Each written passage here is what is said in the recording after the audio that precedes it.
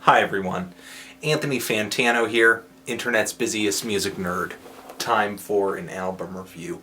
Pallbearer, Sorrow and Extinction. Pallbearer is a name that not only brings me back to my younger years where I watched a lot of pro wrestling, but it's also the name of an Arkansas band, an Arkansas metal band. This is their debut LP, and there's not too much backstory to give on these guys other than that they landed a deal on Profound Lore Records, which is one of the best underground metal labels out there right now, based on some of the great songwriting on a 3-track demo that they released in 2010. And though this demo was good, the studio recording on this band's new LP brings their traditional doom metal sound to new levels of heaviness and melody. I said traditional doom metal, where low-end frequencies reign supreme, and when it comes to riffs, the slower, the better. I'm talking about bands like Candlemass, Trouble, and of course, Black Sabbath. But obviously, making music in 2012, Pallbearer has the ability to reach low, heavy sounds that these groups could only dream of making when they first started releasing albums. The production, the recording on this thing is fantastic. The riffs are massive, they're crushing, kind of like Giles Corey, the man, not the album, getting smothered to death by rocks placed on him by colonialists accusing him of witchcraft. The riffs just have this really grinding, rough quality to them. It's like hearing a never-ending monstrous roar. Only having volume and only having heaviness is not going to be enough to, get your album by and keep it interesting. When other sounds come into the mix, I think that's where Pallbearer really puts their own spin on this stuff, really pulls together a personality and creates a style of traditional doom metal that I think will even appeal to people who are usually not into this kind of music. The sounds of psychedelic and progressive rock make their way onto this LP, and for a doom metal band, Pallbearer is incredibly melodic, to the point where the melodies being played by the guitars on these tracks take the spotlight more than the heaviness of these songs. The melody and the beauty of this LP comes out right at the start of the first track with this acoustic guitar intro, which is very somber, very pretty. Then this wave of feedback kind of jumps in, and then the heavy riffs start. They are so gargantuan, they're just panoramic sounding, just surrounding me as I hear them. The sound is almost tangible, rumbling, but over these heavy riffs, these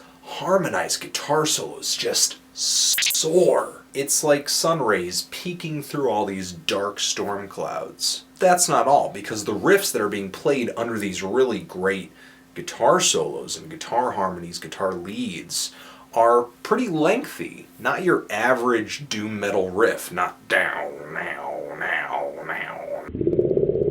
The riffs are as interesting to listen to on the opening track as the guitar solos themselves. And there's some really nice drum fills on this track too. I love the way the drums sort of play around the riff. I love the way they syncopate with the riff from time to time. There's definitely some good interplay going on. Another thing I think is great about the track is just the vocals. They're sung very cleanly and have a lot of drama to them. They're a little strained here and there, but they're sung well, and sometimes this harmony will pop in and it just sounds really moving, especially when it's just escalating to its limit.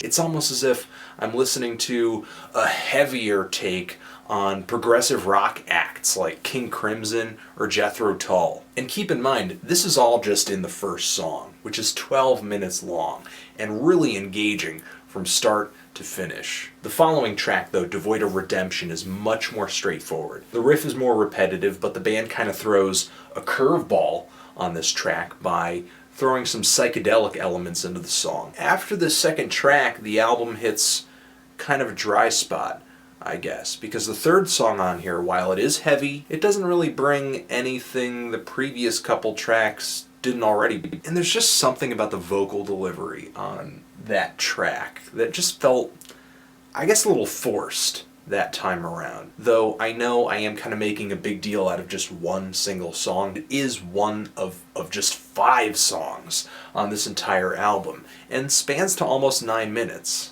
The next track on here, An Offering of Grief, doesn't really expand on the ideas of the previous 2 tracks either, but at least has more variation than the third. The final song on here continues to break things up a little bit, more quiet interludes. There's a keyboard on here that sounds a little bit like a mellotron too. And even though it does sound different instrumentally, it just kind of felt like window dressing, I guess, because at the core, these songs are written essentially with the same exact intentions as the previous tracks. Pallbearer just kind of ran out of new ideas to introduce me to, which just kind of made this album feel like it dragged on, like it was longer than it needed to be, which is silly because it's not even 50 minutes long. It drowns in its influences a little bit, runs out of ideas a little too fast, but still adds up to a very listenable debut album that I would recommend to anyone who's into this style. Kind of feeling a decent to strong 7. What do you think about it? If you've heard it, let me know. Love it? Hate it? Why? And what should I review next? Anthony Fantano, Pallbearer, Forever.